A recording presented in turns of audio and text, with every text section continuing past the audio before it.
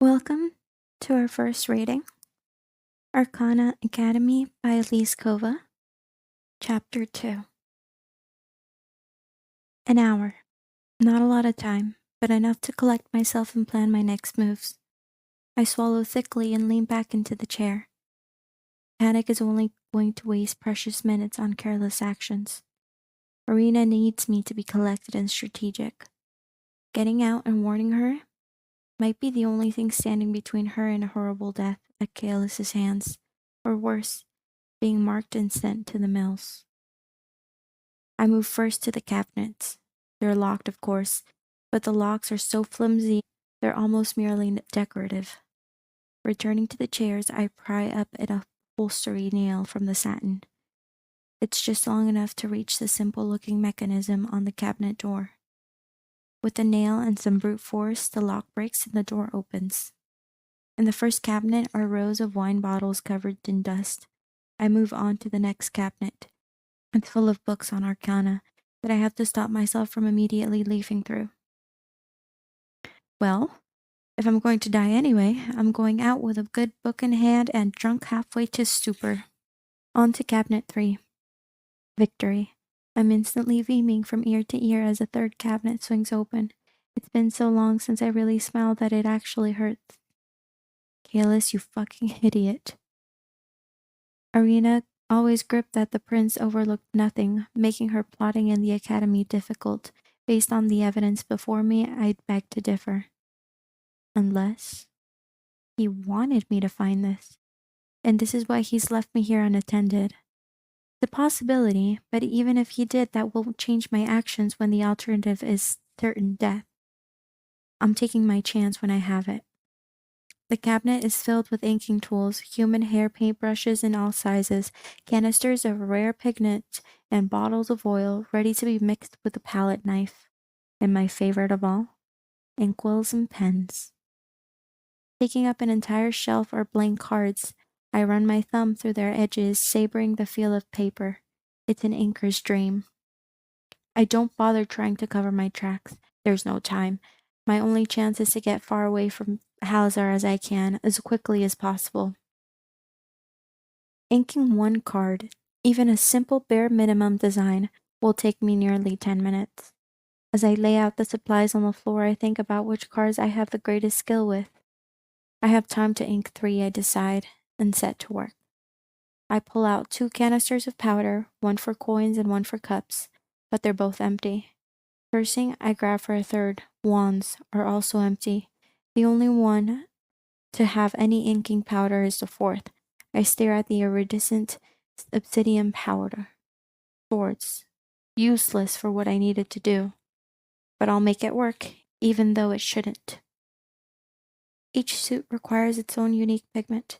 Every other arcanist I've never met can ink swords with only the dust of falcon feathers from the Barden Mountains, coins with the dried and crushed berries from the desert reaches, wands with the ash of yew trees from the monster-infested blood forest, or cups with the crushed crystal from the depths of the drowned mines. Being able to ink any suit with any powder is a gift, as Mother would say. Not even she could do the same. No matter how hard I tried, it was a skill I've never been able to pass on to anyone else. I scoop the powder into the 2 inkwells and then mix it with a few drops of warm water from a bottle also in the cabinet. Then I dig a fountain pen into my fingertip. I drop blood bubbles around the nib. I hold my finger over the inkwell, dripping blood into the ink. Blood isn't a necessary part of the process for a arcanist, but it's the only way I know how to use pigment designed for one suit to ink another. Mother taught me to let the magic flow organically and allow the cards to be an extension of me. Discovering this approach for pigment blending was a lucky break. The ink charged with my power, I set to drawing. Even with a clock ticking in the back of my mind, my hand is steady. I've done this so many times, it's second nature. Before I could even read, I was drawing. Inking cards became my lifeline. The first time I was ever alone and hungry at 13, Arena's hand in mine, our father long gone and our mother dead, I realized that I could turn my skill into food and protection. Arena followed my lead, the capricious little rebel. As soon as the 3 cards are finished, I tuck the 2 into the binding around my breast. The 3rd I press into my chest, and with a burst of emerald light, the card sinks into me. Magic floods my body, filling it, fueling it. The Page of Coins grants me expertise in a task for one day, and right now I need to be an expert in climbing. What I lack the strength for, I make up in skill. I throw back the curtains, blinking into the gray light.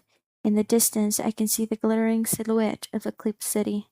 The city is close enough to swim to, but just far enough that only fools would dare to brave the eternal white water where the Farlam River meets the sea. Today, I am one of those fools. I open one of the other windows and stare at the sheer prison wall and swallow hard. The water below seems to stretch farther and farther away the longer I stare at it. It's much too far to jump. As I swing my leg over, I think even with my abnormally good luck, this is suicide. But I'm out of options and desperate. Even if I'm playing right into the princess game, I'll take my chances and go out fighting. I can feel the magic from the Page of Coins surging through me as I begin to climb down. The frigid rock numbs my fingers, and I still hold fast. My toes find purchase in the cracked and wind-battered stone.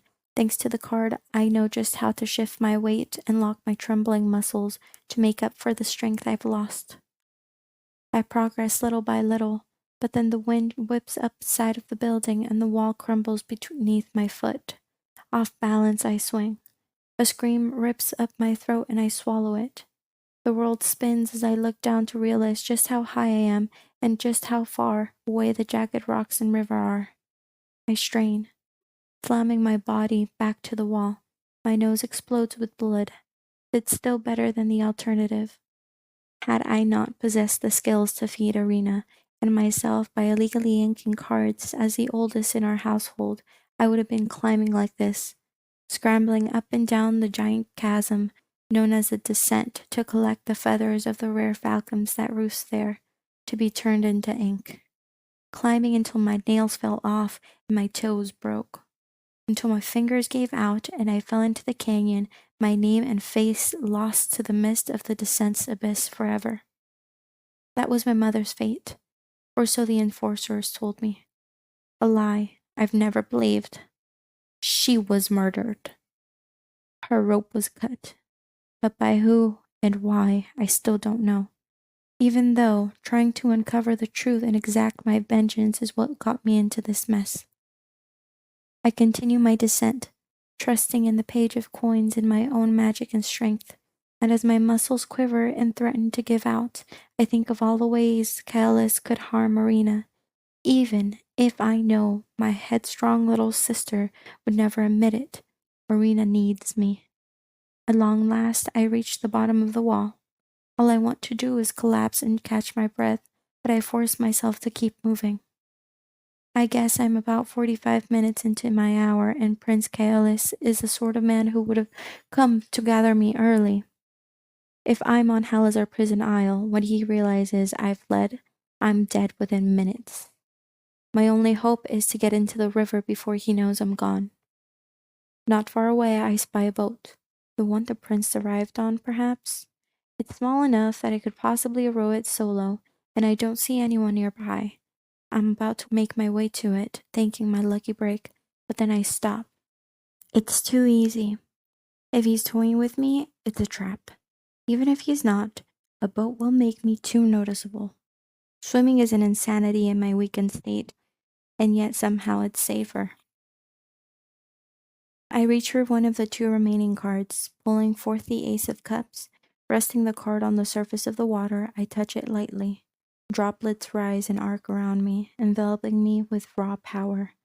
My eyes flutter close as I inhale the ancient magic of the Ace of Cups, the first card in the suit.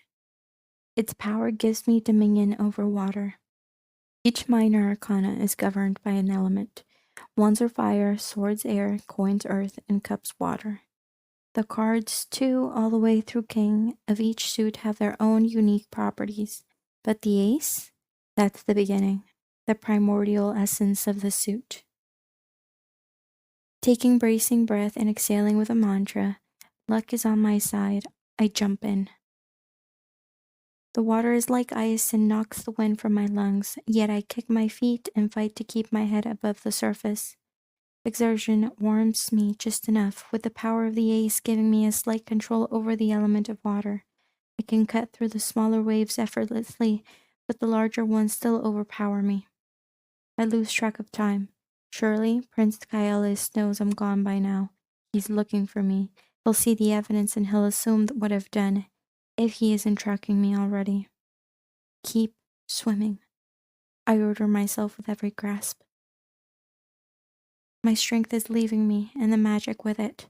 The current is threatening to pull me under, and the city is still so far away. Memories of the Starcrest Club and all his comforts give me strength. My friends? No, my family. Ristara took Arena and me in, gave us hope. Even on the darkest days in Halazar, my thoughts went to Arena, Gregor, Ren, Jura, Twino, Ristara. Even when my mind said they'd given up on me, my heart refused to believe it. They were waiting for me, counting on me. A wave crushes me. I'm pulled under to a place where only cold, oppressive darkness awaits. There in the swirling waters, my nightmares lurk and become reality, threatening to rip the last breath from my lungs. But no matter how dark the night, I refuse to give up hope of the dawn. I touch my breast where the final card is waiting, my most popular inking. By now, I must have done thousands of this one card. Nine of Cups, the wish card, a chance to make small alteration to your fate. Save me. The Nine of Cups mixes with the last of the power from the ace. The water parts, and I surface one more time with a flash of purple-blue magic. I inhale deeply, catching my breath, and keep kicking. The shore isn't too far away anymore, and if I keep my head above water, I can make it. It's so close. And that's when I feel the zing of magic from across the waves. Hear a hull cutting through the water, and see grim light fleeing from the creature that I cannot bear. My luck was bound to run out eventually. It's my worst fear proved true. The bastard knew I would escape. I bet he knew he'd kill me from the day of my trial, and he just let me rot in Halazar because he could. Everything Arena ever said about him was right. My life is nothing but a game to him, is my last thought before a snap of magic strikes me, and with a surge of agony my muscles seize, a wave overtakes me, and the world goes dark.